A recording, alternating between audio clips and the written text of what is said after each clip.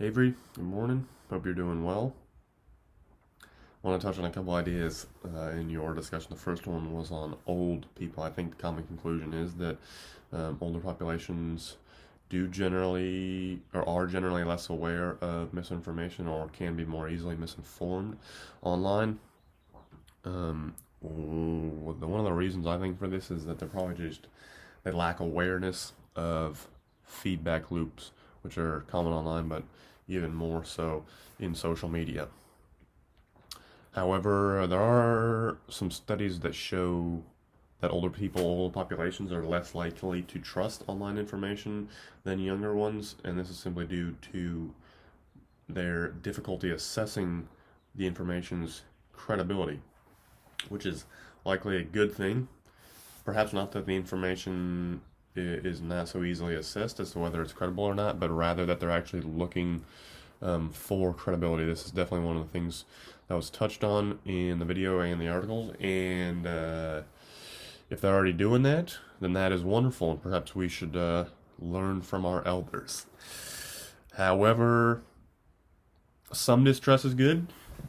Extreme skepticism is not. It generally unhealthy in general, but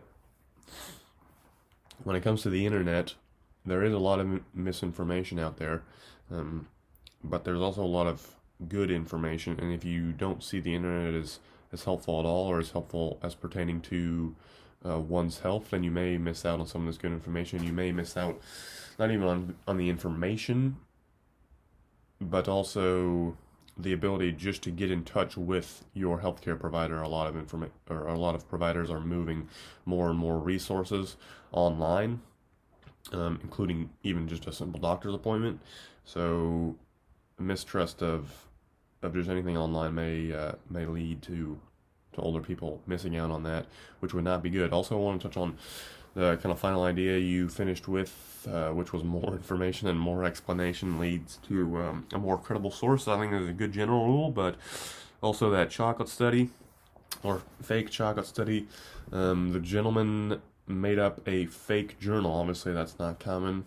I do not believe within the scientific world, but he also just sent a lot of other journals his study, and they accepted it without revision or peer review.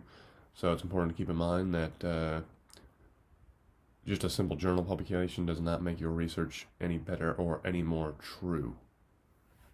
I think that just goes back to what you're saying. They even maybe have to find more information or look for further explanation behind a journal rather than just trusting it blankly.